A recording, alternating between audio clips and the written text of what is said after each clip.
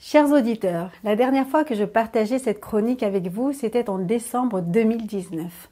Entre-temps, la vie a continué, mais de quelle manière?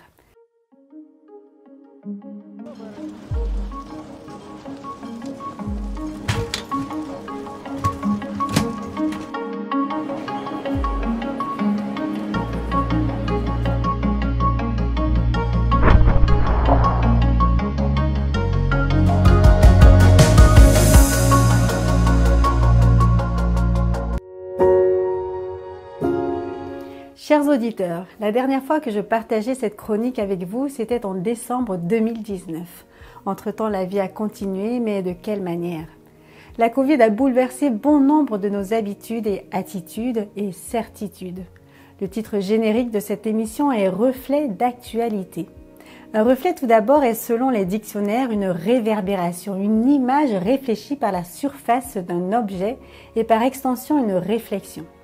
Je fais le choix de la réflexion, comme ce mot porte deux sens bien appropriés à cette rubrique.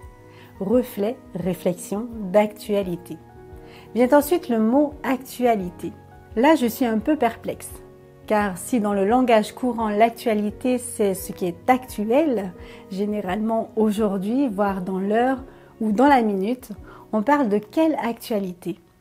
L'actualité cosmique, le robot sur Mars, l'actualité stratosphérique, Thomas Pesquet dans la station spatiale, l'actualité de notre Terre, oui mais de quel endroit sur la Terre, les pôles, détachement d'un imposant bloc de la banquise, l'actualité aux États-Unis, en Chine, dorénavant le gouvernement conseille aux couples d'avoir 3 enfants, en Afrique, le volcan à Goma au Congo, l'actualité européenne, belge, biélorusse, française, parisienne, savoyarde, annécienne, car c'est là où j'habite. Et puis, quel domaine de l'actualité? Politique, sociale, sanitaire, économique? Les angles d'attaque sont multiples, infinis. Et puis, il y a votre actualité personnelle. Quelle est-elle et dans quel domaine? Peut-être qu'un événement dans votre vie aujourd'hui est plus important pour vous que toutes les actualités du monde.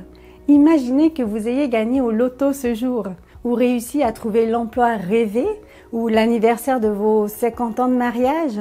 Votre reflet d'actualité, vos réflexions vont exprimer la couleur de votre vie de ce jour. C'est bien votre vie qui est actuelle avant tout et vos réflexions sur ce vécu. C'est tout aussi vrai pour moi. Alors comme c'est ma vie que je connais le mieux, et à chaque minute d'ailleurs, il n'y a pas plus actuel. J'ai choisi une de mes actualités, mais une qui, je le crois, pourrait faire écho chez beaucoup d'entre vous.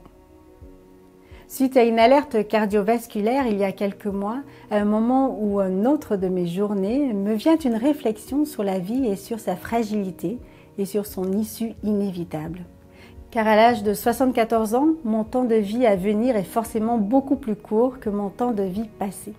J'ai perdu 3 de mes amis au cours des 2 dernières années, et pas de la Covid, et mon meilleur ami depuis 56 ans est parti il y a 5 jours. Vous comprendrez que mes pensées sont parfois un peu sombres ces derniers temps. Il se fait que 2 rayons de lumière sont venus illuminer mes réflexions journalières.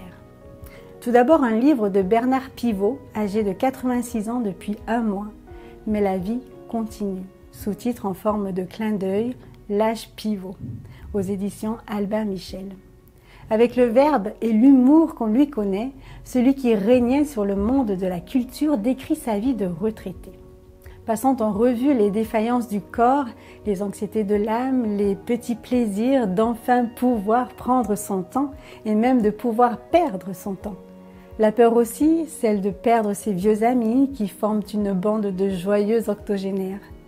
Avec curiosité, avec lucidité et avec malice, Bernard Pivot propose une petite leçon de gouvernance individuelle où chacun trouvera quelques recettes pour vieillir heureux.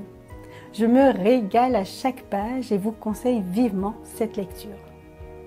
Ensuite, je vous signale une très récente interview du professeur Axel Kahn, 76 ans, président de la Ligue contre le cancer, médecin, généticien et essayiste, touché lui-même par un cancer et parlant de sa vie et de sa mort prochaine avec pudeur et émotion et avec une lucidité bienfaisante. Interview menée avec brio par le journaliste Laurent Delahousse. Interview du 17 mai dernier à retrouver facilement sur les réseaux sociaux. D'une voix ferme, Axel Kahn dit « J'aime la vie, je ne m'approche pas de la mort en chantant, mais je ne suis pas non plus dans la terreur. Le bonheur, c'est le moment à partir duquel vous vivez ce que vous espériez vivre, où il y a adéquation entre le ressenti de votre vie et ce que vous en espériez. Mort ou pas mort, j'ai été intensément heureux. Comme il me reste un peu de temps, je vais essayer d'optimiser ce temps qui me reste. J'ai souvent dit que personne n'est autre chose que ce qu'il fait.